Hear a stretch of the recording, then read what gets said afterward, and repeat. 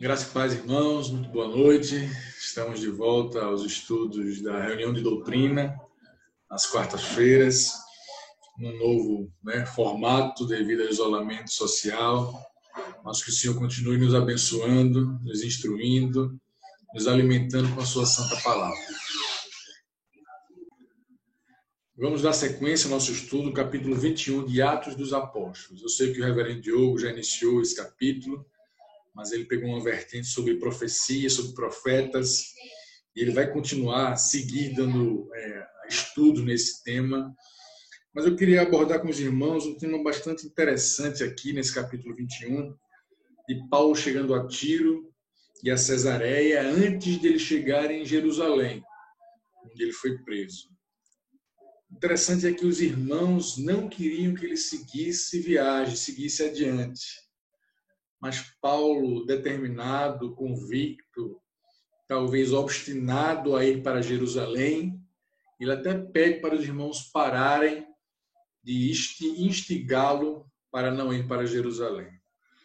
Então, Atos capítulo 21, irmãos, versículos 1 a 14. O irmão pode ir lendo depois para esse vídeo ser mais curtinho, tá bom? Vamos orar? Senhor, tem misericórdia de nós, nos alimenta com a Tua palavra, nos perdoa, nos fortalece, nos limpa de todo o erro.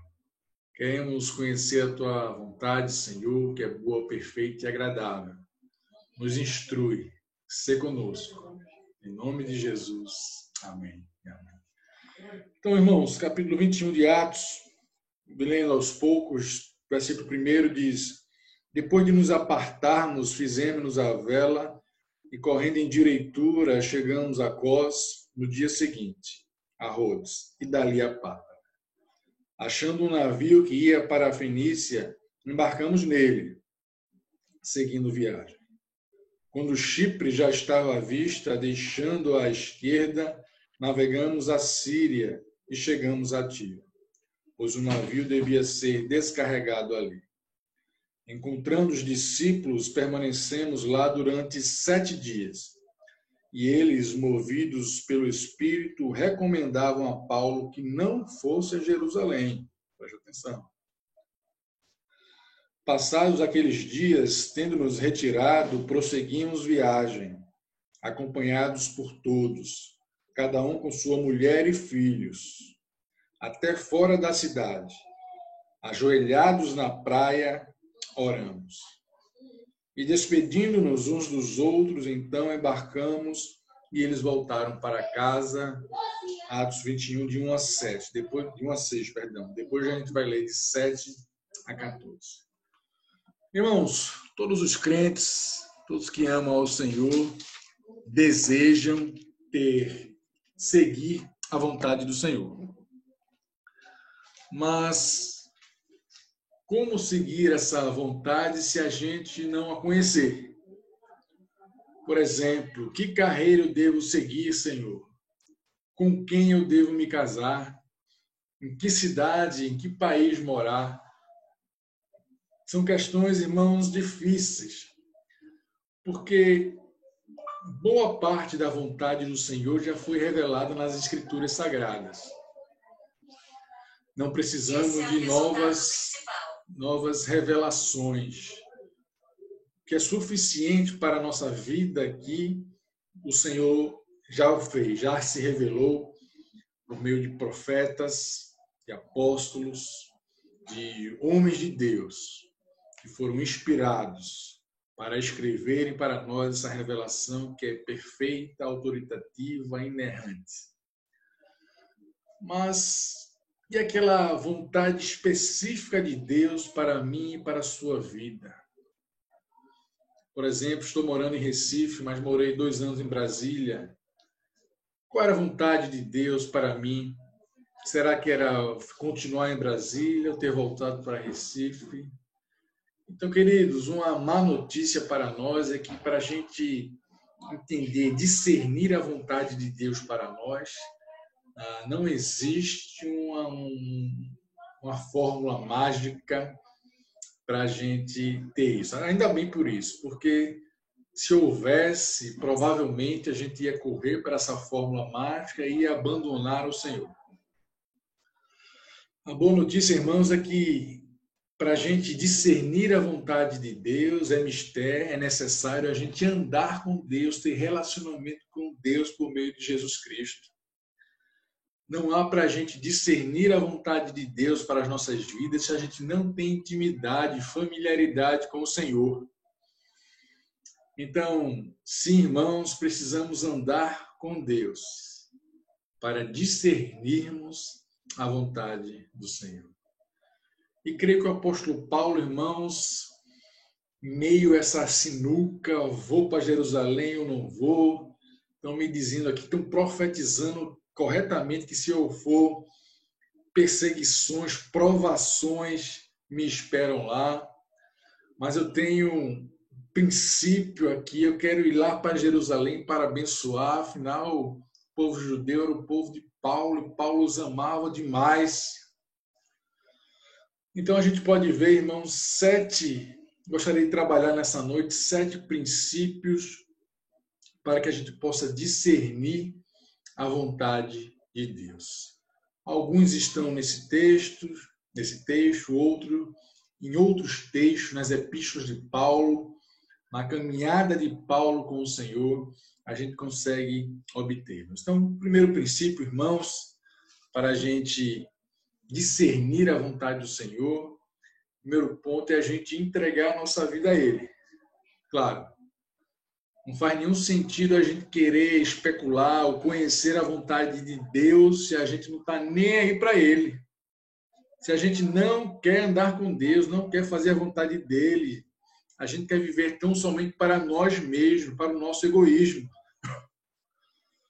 Então, só busca discernir a vontade de Deus quem é crente, quem nasceu de novo, quem quer servi-lo, quem quer obedecê-lo. E o apóstolo Paulo, aqui nesse contexto, já havia feito isso. Ele já havia conhecido ao Senhor, ele já andava com o Senhor durante alguns anos. Irmãos, a vontade de Deus é boa, é perfeita e agradável. Muitas vezes temos medo de viver a vontade de Deus porque nos parece assustadora. Será que Deus vai me mandar para a África, para o Amazonas, para ser um missionário lá naquela terra tão perigosa? Não sei, irmãos. Talvez seja a vontade específica, particular de Deus para você, que Ele te envie para a selva amazônica, mas talvez não seja.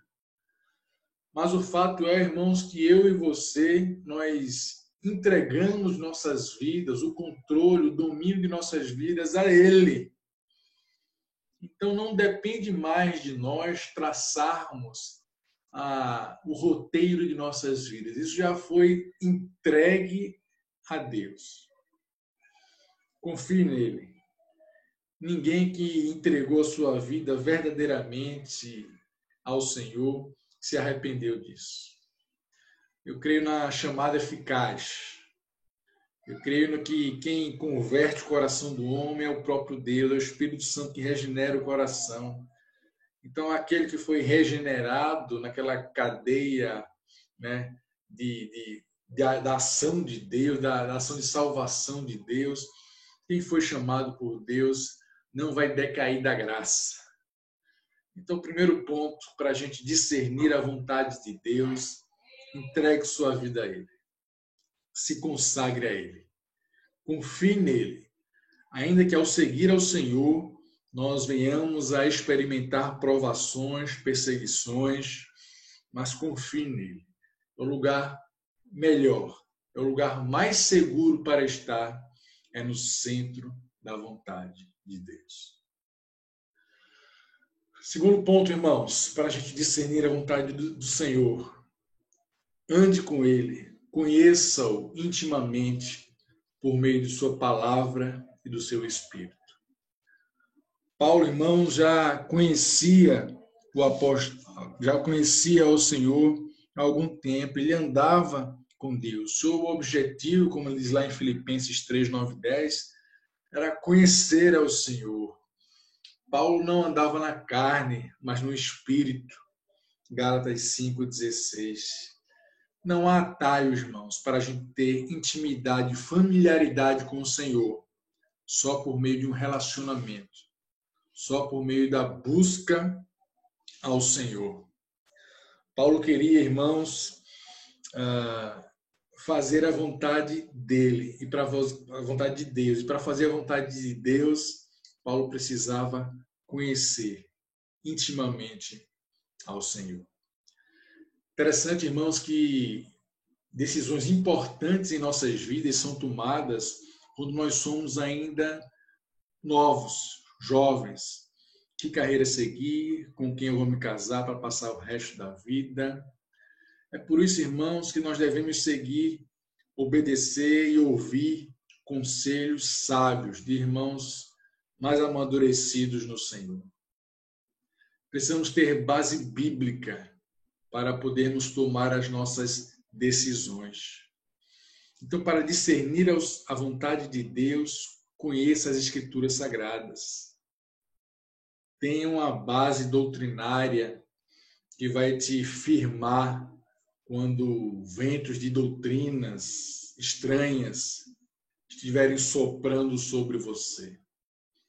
Ande com Deus. Siga o exemplo do apóstolo Paulo, que conhecera o Senhor e que andou com o Senhor, serviu ao Senhor, amou ao Senhor.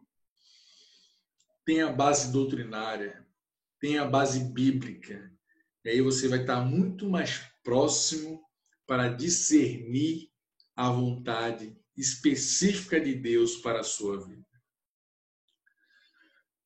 Terceiro ponto, irmãos, para discernir a vontade de Deus, haja de acordo com princípios bíblicos, não com sabedoria humana. Interessante, por que Paulo deveria ir para Jerusalém? Estava todo mundo dizendo para ele não ir para Jerusalém. Eu entendo, irmãos, que Paulo tinha alguns princípios bíblicos que o estavam levando a ir para Jerusalém. Ele estava levando uma oferta, uma doação que ele recolheu nas igrejas gentílicas para os pobres da igreja de Jerusalém. Então, há um princípio de amor aqui, de Paulo para com a igreja de Jerusalém.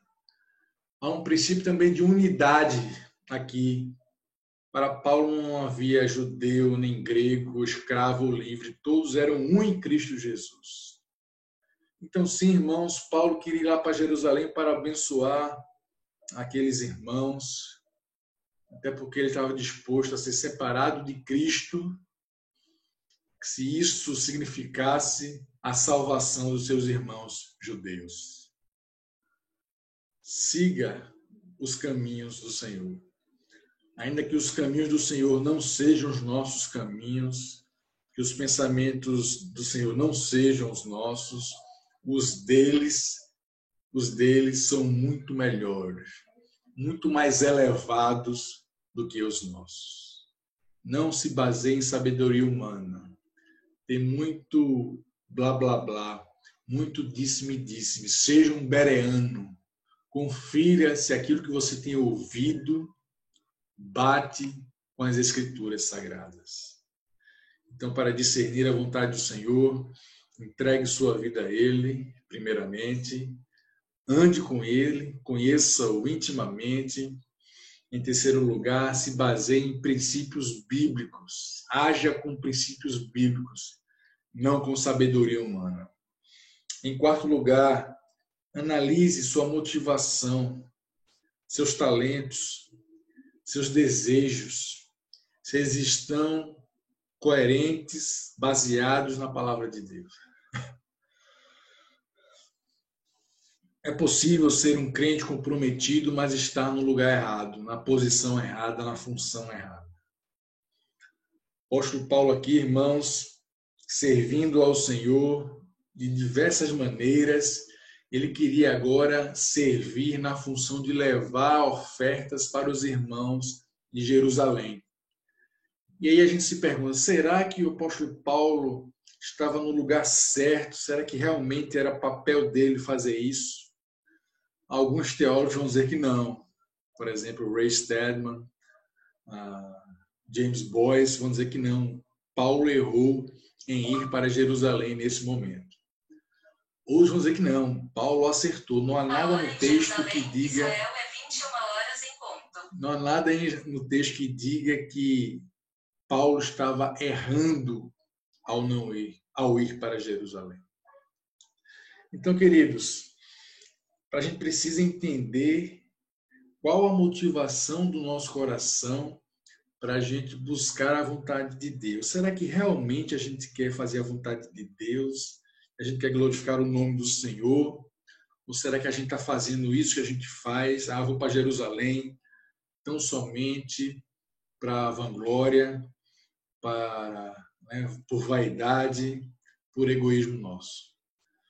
Nem sempre a vontade do Senhor nos leva a caminhos mais tranquilos, mas às vezes sim. Lembro lá de 1 Samuel 23, quando Davi estava na cidade de Keila e consultou ao Senhor se os homens de lá iriam entregá-lo a Saul, que estava buscando matá-lo.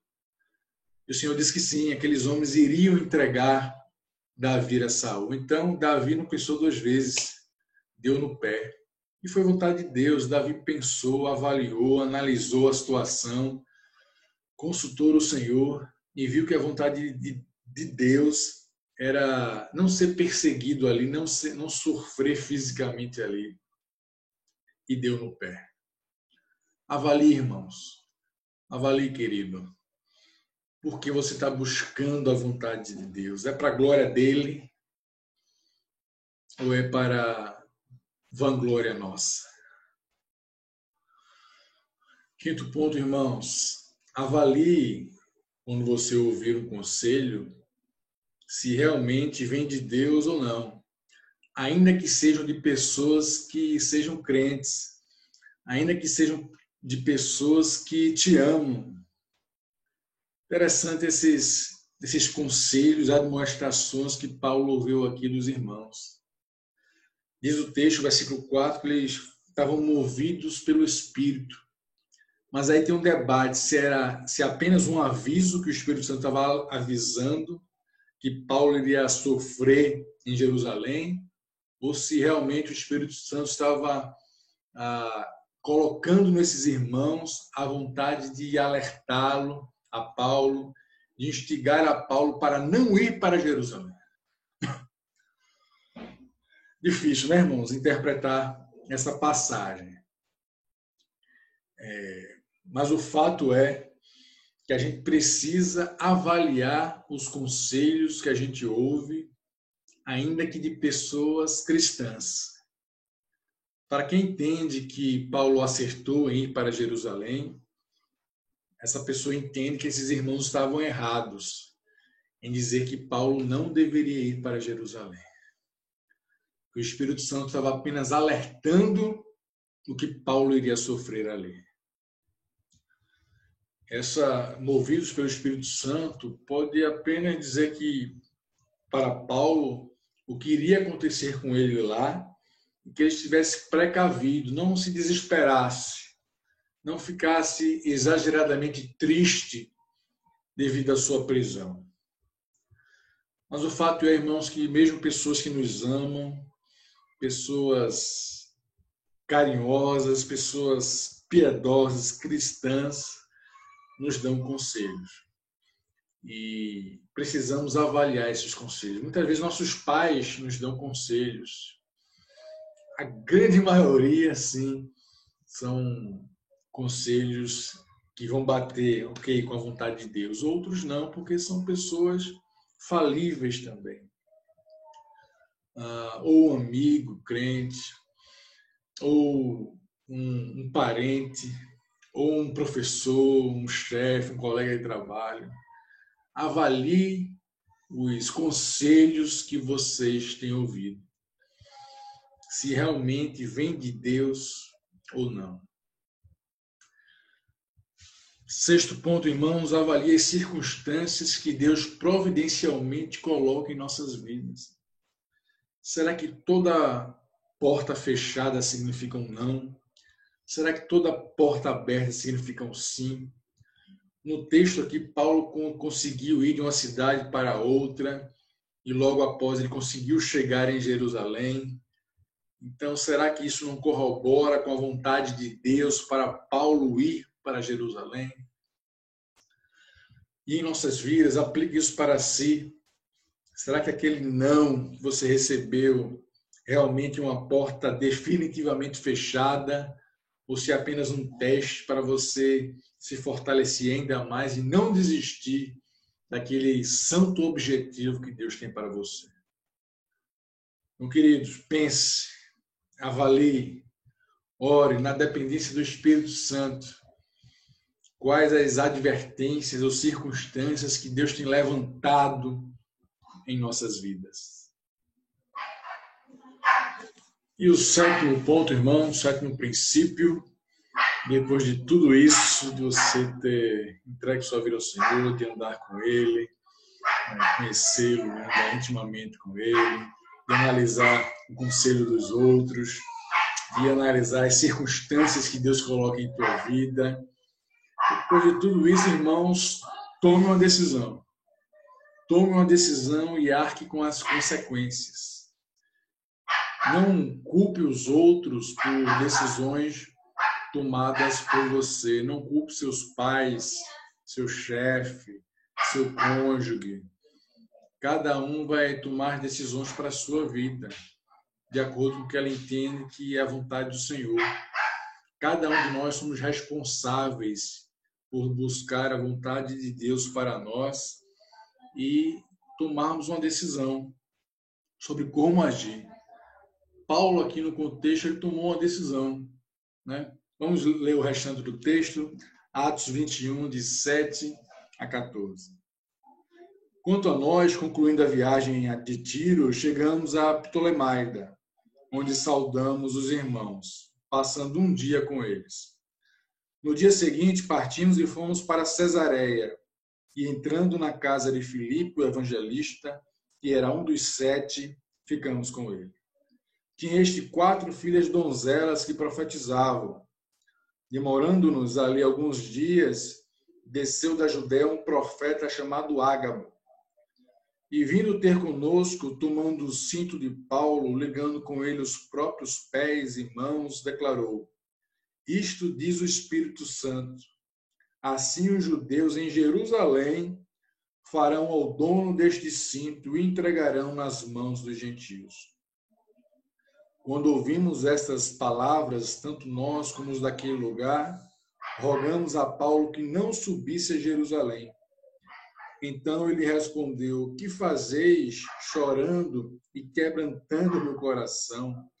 Pois estou pronto não só para ser preso, mas até para morrer em Jerusalém, pelo nome do Senhor Jesus. Como, porém, não persuadimos, conformados, dissemos: faça-se a vontade do Senhor. Amém. Perceba que Paulo estava decidido. Ele pede para os irmãos pararem com aquela instigação para ele não ir para Jerusalém. Ele estava disposto a ir, ainda que fosse para morrer em nome do Senhor.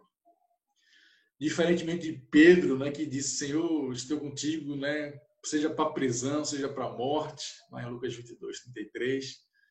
Mas negou ao Senhor 3 vezes. Só depois é que ele se arrependeu da sua negação.